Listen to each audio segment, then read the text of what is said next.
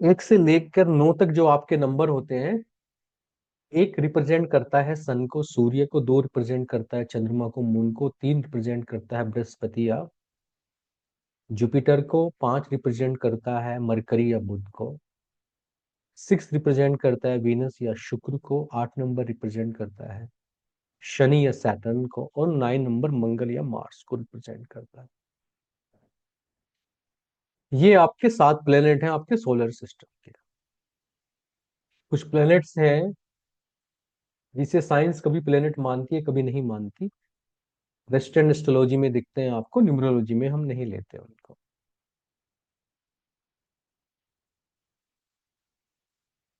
इन planets के साथ में दो छाया ग्रह होते हैं, राहु एंड केतु, जिनको हमने 4 और 7 नंबर दिया है। कहाँ से आते हैं? सौरमंडल में तो है नहीं। बताएंगे, विस्तार से बताएंगे इसके बारे में। मिस्टीरियस प्लैनेट्स होते हैं राहु एंड केतु। जिसने इनके रहस्य को जान लिया, मैं तो रिसर्च कर रहा हूँ आने वाले समय में कुंडली देखने की एक ऐसी विधा डेवलप करने का, ईश्वर की कृपा से कोशिश कर रहा हूँ, जिसमें आप राहु से कुंडली देखना शुरू करते हैं, लगन से नहीं, और केतु तक देखते हैं, एक बार क्लॉकवाइज एक बार एंटी क्लॉकवाइज, और कुंडली खत्म। ऐसे ही होना चाहिए, अभी तक नहीं होता। तो राहु केतु के बारे में बात करेंगे किसी दिन। ये है प्रायोरिटी, ध्यान से सुनना इस प्रायोरिटी को। वैसे तो ये जीरो सेशन का पार्ट नहीं है, मैं बता बता देता हूँ कि जब भी कोई आपके पास आ रहा है, उसे ये एजुकेट करना है बैठ के।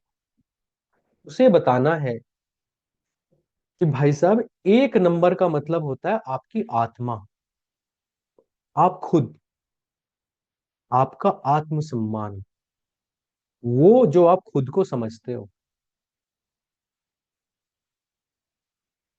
वो जब आपको पता है कि कोई नहीं देख रहा है, उस समय जो तुम होते हो, वो नंबर एक है।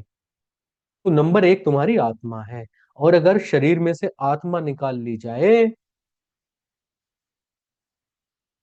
तो फिर आदमी का एग्जिस्टेंस नहीं बचता। तो एक नंबर किस चीज का है? आपकी आत्मा का है। दो नंबर किस चीज का है? दो नंबर भाई साहब आपके इमोशंस का है, आपकी इमोशनल पावर का है। अगर आदमी में से इमोशंस निकाल ली जाए, तो आर्टिफिशियल इंटेलिजेंस या एक रोबोट से, जो एक मशीन है, उसमें और हम में कोई फर्क नहीं रह जाएगा। हम जो ह्यूमंस हैं वो अपने इमोशंस की वजह से हैं। हम माँ को इतना क्यों मानते हैं? क्योंकि वो इमोशन से जुड़ी होती है। तो अगर आप वर्ल्ड की बेहतरीन किताबें, बेस्ट बुक्स पढ़ें, तो वो आपको ये बताती हैं कि आदमी चाहे कितना लॉजिकल नजर आता है, मगर उसका जो एंड डिसीजन है, जो फाइनल डिसीजन है, वो हमेशा इमोशंस के बेस पे होता है, इमोशन से प्रेरित होता है, इंस्पायर्ड बाय द इमोशंस, चाहे कितना लॉजिकल आदमी। इमोशंस ही इमोशन चीज, वो चीज है जो हमें इंसान बनाती है। तो दो नंबर इसलिए बहुत महत्वपूर्ण नंबर है, क्योंकि वो हमें एक इंसान होने के लायक बनाता है।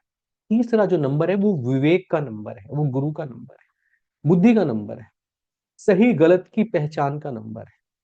तो जो आदमी सही और गलत की पहचान नहीं कर सकता, तो उस आदमी का आदमी होना किसी काम का नहीं है। विवेक की ताकत, सही और गलत को समझने की ताकत, जो किताबों में या बाजार में नहीं मिलती, जो आदमी के अंदर होती है, वो उसे समझदार बनाती है, और उसे बोलते हैं 3 नंबर। तो 3 नंबर जीवन का बहुत महत्वपूर्ण नंबर है।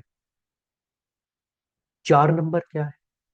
4 नंबर आपकी एम्बिशंस का नंबर है। एम्बिशन हो गई, इनोवेटिव इंस्टिंक्ट हो गई। आप देखिए, आज आप इंटरनेट, हम जुड़े हैं जूम के थ्रू, वरना पहले जब कोर्स करते थे, एक शहर में जाके होटल बुक करना पड़ता था, लाखों लाखों रुपए लगते थे लोगों के। हम लोग फ्री में अपने घर से बैठ के कर रहे हैं। क्यों? किसी ने इनोवेट किया है, किसी ने गाड़ी बनाई, किसी ने इलेक्ट्रिसिटी। तो दुनिया जो आज इतनी खूबसूरत, और हमें इस दुनिया में आज की तारीख में इतनी कन्वीनियंस है, किस चीज से? 4 नंबर से है। क्योंकि किसी की एम्बिशन थी, कोई रात को सोया नहीं, किसी की इच्छा हुई, किसी ने कष्ट सहे, रात रात भर जाग के इक्वेशंस निकाली, तपस्या की, और आपके लिए एक नई चीज बना दी, टेलीफोन बना दिया। 4 नंबर इनोवेशन एम्बिशन का नंबर है। 4 नंबर एक ऐसा नंबर है जो आदमी को इनोक्रिएट बनाता है, दुनिया में कुछ नया करने की प्रेरणा, इंस्पिरेशन देता है। 5 नंबर कम्युनिकेशन का नंबर है। आप देखिए, हम ह्यूमंस कम्युनिकेट कर पाते हैं, हंस पाते हैं। कौन हंसता है ह्यूमन के अलावा? कोई नहीं हंसता है। और हमारी लाइफ में स्टेबिलिटी, हमारा अपना एक परिवार है, एक सोसाइटी है, वो कहाँ से आता है? 5 नंबर से आता है। तो 5 नंबर से ज्यादा गहरा और इंपॉर्टेंट नंबर न्यूमरोलॉजी में कोई भी नहीं है। 6 नंबर लव फॉर फैमिली। अगर मोहब्बत नहीं है, अगर प्रेम नहीं है, अगर अटैचमेंट नहीं है फैमिली से, अगर इसको सेंस ऑफ रिस्पॉन्सिबिलिटी नहीं है, तो फिर जीवन का क्या फायदा? जीवन में हंसी खुशी बहार, स्वच्छता, cleanliness, love for the friends, family, love for the God, ये सारी चीजें होनी चाहिए। 6 नंबर एक विलक्षण नंबर है इस मामले में। 7 नंबर स्पिरिचुअलिटी का नंबर है। स्पिरिचुअलिटी का नंबर है, मतलब मैं कौन हूं, हु एम आई। अगर आदमी ये नहीं पूछता है खुद से कि मैं कौन हूँ, कहाँ से आया हूँ, कहाँ जाऊंगा, तो उसका आदमी होने का क्या फायदा? उसमें और जानवरों में क्या फर्क हुआ? उन्होंने भी घोंसले बनाए, बच्चे पैदा किए, मर गए। हम भी जॉब करते हैं, घोंसले बनाते हैं, बच्चे पैदा करते हैं, मर जाते हैं। तो हमें जानवरों में क्या फर्क हुआ? 7 नंबर का फर्क फर्क है। और मनी मैनेजमेंट, जैसे जानवर कल की चिंता करते नहीं है, इंसान करता है, मनी मैनेजमेंट करता है, सेविंग करता है। वो हमेशा 1 रुपया कमाएगा, 10 पैसे बचाएगा, 100 रुपये कमाएगा, 10 रुपये बचाएगा। ये जो एक मनी मैनेजमेंट की सेंस है, ये कहाँ से आती है? 7 नंबर से आती है। तो मनी मैनेजमेंट हमेशा होना चाहिए। जिनका नहीं होता ना, वो जितने कमाते हैं उससे ज्यादा गंवा देते हैं। बहुत इंपॉर्टेंट नंबर है 7 नंबर। 8 नंबर क्या है? हार्ड वर्क का नंबर है। अगर आप लाइफ में हार्ड वर्क नहीं कर सकते, तो सक्सेस की बात भूल जाइए। और सेंस ऑफ जस्टिस अगर आपके अंदर नहीं है, सही को सही और गलत को गलत कहने का और समझने का अगर आपके अंदर समझदारी नहीं है, तो समाज में और अपनी नजरों में कभी इज्जत नहीं पा सकते। भूल जाइए। जो बायस्ड लोग होते हैं, चलता नहीं है उनका बहुत दिनों तक। और 9 नंबर क्या है? 9 नंबर है ह्यूमैनिटी का नंबर, मानवता का नंबर, दूसरों को अपने जैसा इंसान समझने का नंबर, विग्योर का नंबर, स्टेमिना का नंबर, शरीर की ताकत का नंबर। 9 नंबर अगर है तो बीमारियों से बचाता है, इम्यूनिटी से बचाता है, बॉडी की लेवल पे आपकी एनर्जी को लेके आता है। आप देखिए, हम जितने भी लोग हैं, सबकी डेट ऑफ बर्थ में 1 और 9 है। तो हमने सरवाइव किया कैसे भी कंडीशन में। जो 2000 वाले बच्चे हैं, आपने देखिए, वो बिना सपोर्ट के नहीं चल सकते, उन्हें हर चीज में सपोर्ट चाहिए। तो 9 एक ऐसा नंबर है, जिसके पास है तो उसकी ऊर्जा शरीर के तल पे होगी और बीमारियों से रक्षा हो। अब ध्यान से सुनना कि जब मैंने इन सारे नंबर्स के बारे में आपको बताया, आपको कहीं पे ये अनुभव हुआ कि इनमें से कोई भी नंबर आपके लिए कम जरूरी है? मैंने किसी भी नंबर को इस तरीके से बताया कि ये बेकार है और ये अच्छा है? किसी नंबर को ऐसे बताया हो, भाई साहब इसके बिना काम चल जाएगा? ये आपको अपने क्लाइंट को, अपने फैमिली मेंबर को और खुद को ऐसे ही समझाना है। इससे बेहतर समझा सकते हैं तो बहुत अच्छी बात है, नहीं समझा सकते तो ऐसे ही समझा। जब ऐसे ही समझा लेंगे तो अपने क्लाइंट से बोलेंगे कि अब शांति से बैठ के इन्हें प्रायोरिटी में लगा दो। प्रायोरिटी में लगा दो मतलब कि आपके लिए इनमें से कौन सा नंबर किस प्रायोरिटी पे इंपॉर्टेंट है। कोई कहता है मेरे लिए तो 7 नंबर टॉप प्रायोरिटी है, तो वो 7 सबसे ऊपर लिखेगा। कोई कहता नहीं मेरे लिए तो 3 नंबर टॉप पर, तो 3 को लिखेगा। फिर कौन सा है, 8 को लिखेगा। फिर किसको, 1 को लिखेगा। फिर किसको लिखेगा, 5 को लिखेगा। फिर लिखेगा 9 को लिखेगा। फिर लिखेगा 4 को लिखेगा। ऐसे करके आदमी अपना सीक्वेंस बनाएगा और उसमें नंबर के सामने लिखेगा कि उसने टॉप पे इस नंबर को क्यों रखा। ये आपको क्लाइंट की सारी बात 1 घंटे की डिस्कशन के बाद, सुनने के बाद उसे एक्सप्लेन करना है, अपने बच्चे को एक्सप्लेन करना है, और ये प्रायोरिटी उससे लेनी है। ये प्रायोरिटी उसके सबकॉन्शियस की मैपिंग ब्लूप्रिंट आपको बताएगी कि उस व्यक्ति के अंदर क्या है। उसका सीएन आपको दिख रहा है, मूलांक दिख रहा है, उसका भाग्यांक दिख रहा है आपको। आपने डेट ऑफ बर्थ ली, उसका ग्रिड दिख रहा है, मगर जो प्रायोरिटी दे रहा है वो उससे मैच नहीं कर रहा है। तो ये आदमी कंफ्यूज्ड है या इसकी डेट ऑफ बर्थ ठीक नहीं है।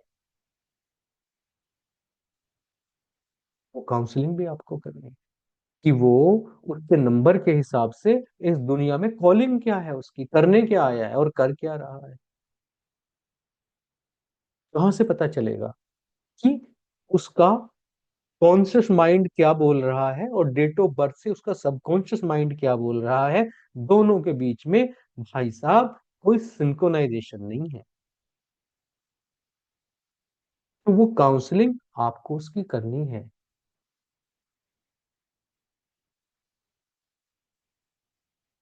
कि आप जो कह रहे हो वो बातें 2 नंबर की हैं, मगर आपकी डेट ऑफ बर्थ तो 8 नंबर की तरफ जा रही है, और 8 नंबर को एक्सप्लेन करें, समझाएं उसे। क्योंकि selection of career for the students, for the children, it should be as per their date of birth. जिंदगी भर खुश रहेंगे, यही तो काम हमें करना है, यही तो हमारा कंट्रीब्यूशन है। क्योंकि बच्चा मोहल्ले वाले राजू भैया से, मौसी के बेटे से, बुआ के बेटे से, मामा के बेटे से यूट्यूब पे 2 वीडियो देख के ना वो बायस्ड हो जाता है कि मैंने ये बनना है, मैं तो यही करूंगा, एनडीए निकालना है मुझे। नंबर्स की कुछ और कहानी कह रहे हैं। फिर घर वाले सोचते हैं कि नहीं नहीं नहीं, वो पिक्चर देखी थी हमने, बच्चे का जहाँ इंटरेस्ट है वहीं उसको भेजना चाहिए। और बच्चा 25 साल बाद ये कहने लगता है कि मैंने तो गलत फील्ड सेलेक्ट कर लिया,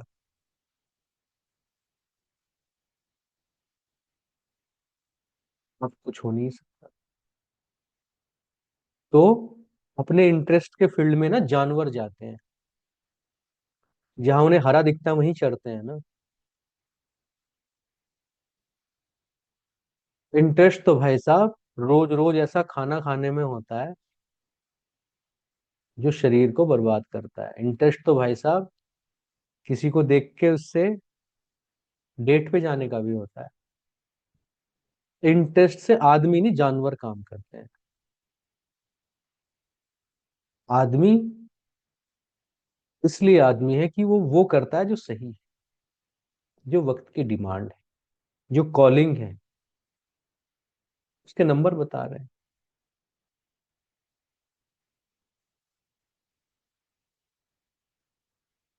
तो तप यही है, जीवन ऐसे ही तो तप है। इंटरेस्ट की चीजें करने से थोड़ी तप है। इंटरेस्ट की चीजें करने से आदमी या तो जेल में जाता है या हॉस्पिटल जाता है। सबका मन करता है रोज टेस्टी खाना खाने का, मगर आनंद की सारी व्यवस्थाएं जब आप बाहर से करते हो तो वो हफ्ते में 1 दिन तो ठीक लगती हैं, हर चीज में ठीक नहीं लगती। ये हमारा कंट्रीब्यूशन है कि हम लोगों को ये बताएं, खासतौर से यंगस्टर्स को, बेटा आपके लिए ये चीज ठीक रहेगी। आगे उसकी मर्जी। मगर आपको ये अफसोस ना रहे कि आपने अपना काम ठीक से नहीं किया था। जब आप शाम को सोने जाएं तो आराम से सोएं, शीशे के सामने खड़े हों तो खुद से आंखें मिलाएं कि जितने आपने पैसे लिए उतने का काम करके दिया आपने, और दिया ही नहीं, समझाया। ऐसे डॉक्टर का फायदा नहीं है जो किसी की नर्व भी पकड़ के ना देखे और मरीज को चेक भी ना करे, उससे हीलिंग पावर ट्रांसफर नहीं होती। तो ऐसे न्यूमरोलॉजिस्ट का भी फायदा नहीं है, बात तो करे ना 1 घंटा कम से कम, एक कनेक्शन तो बनेगा आदमी के साथ। वो कनेक्शन नहीं बना तो फिर सॉफ्टवेयर ही बना देता रिपोर्ट। कनेक्शन बनाइए, चाहे अपनी रिपोर्ट है, चाहे बच्चे की रिपोर्ट है, चाहे किसी और की रिपोर्ट है, अपना बेस्ट दीजिए। उसकी लाइफ में चेंज आता है नहीं आता है, this is none of your business. इस चक्कर में नहीं पड़ना है। वो तो कर्मा में चेंजेस करेगा तो आएगा, नहीं तो नहीं आएगा। मेरे गुरुजी कहते थे, डॉक्टर साहब, कि मेरा बताया खाएगा तो दवाई दूंगा। भगा देते थे वो, कहते थे, तू तो बद परहेजी आदमी है, तुझसे परहेज नहीं होगा, तुझे दवाई नहीं दूंगा। और लोग सिफारिश लेके आते थे कि डॉक्टर साहब ने भगा दिया था, प्लीज दवाई दिलवा दो, जो डॉक्टर साहब कहेंगे वही खाऊंगा। कोई कमी थोड़ी पड़ी कभी उनको, लेकिन रुतबा था उनका। कहते थे नहीं नहीं, ये आदमी कहना नहीं मानेगा, चेंज नहीं लाएगा अपने अंदर, मेरी रेपुटेशन खराब करेगा। तो अपनी इज्जत बनाई, मिलेगा उतना ही जितना उसने लिख दिया, उससे न कम न ज्यादा। मेरी तरफ से आज पहले सेशन में इतना ही था। 9 तारीख से अपना कोर्स विधिवत रूप से स्टार्ट करेंगे। आप लोगों का कोई प्रश्न है तो आप लोग पूछ सकते हो।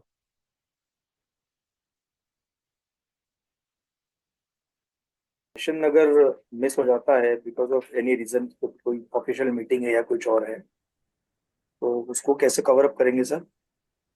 देखिए, किसी भी सेशन के 24 घंटे के अंदर आपके पास रिकॉर्डिंग जाती है, जिसे आप अगले 5 साल तक देख सकते हैं। वो गूगल ड्राइव पे होती है। सेशन के तुरंत बाद आपको नोट्स जो भी उस दिन के थे वो आपको पीडीएफ में भेज दिए जाते हैं। और ये बाकी लोगों को भी ये सलाह दी जाती है कि वो जो रिकॉर्डिंग है उसको 2-3 बार देख लें और नोट्स को 2-3 बार पढ़ लें जरूर, जिससे आप क्लास में आके अपनी समस्या भी, जो कंफ्यूजन आपको हुआ है, वो देख लें। तो क्लास नहीं अटेंड कर पाए तो रिकॉर्डिंग 2 बार जरूर देख लें। रिकॉर्डिंग आपको मिलेगी और वो आपके पास 5 साल तक रहेगी। हफ्ते में हम लोग 2 क्लास इसलिए करते हैं ताकि, नहीं तो ये तो 15 दिन में खत्म कर दें कोर्स, कि आप लोगों को टाइम मिले, चिंतन का समय मिले, देखने का समय मिले। ठीक से आप हर चीज को आत्मसात करिए। और आगे का सवाल नहीं पूछना है, मगर जितना आपको बताया गया उसका, उसके सवाल आप रात भर भी पूछते रहेंगे, कोई दिक्कत नहीं है। Thank you sir. जी जी। सर टाइम यही रहेगा 8 बजे का? हाँ, टाइम तो यही रहता है 7:59 वाला। इसके वीकेंड पे अलावा भी अगर कोई क्लास होती है तो? अगर, वीकेंड पे भी कोई क्लास होती है जैसे सैटरडे या संडे, तो भी हम यही टाइम रखेंगे? हाँ हाँ, टाइम तो यही रहेगा। नहीं, वो बहनें ना, उन्हें खाना वाना बनाने में, कुछ लोगों को सोने में दिक्कत होती है, तो 1-2 टाइम वो ट्राई किए बट वो चले नहीं। ठीक,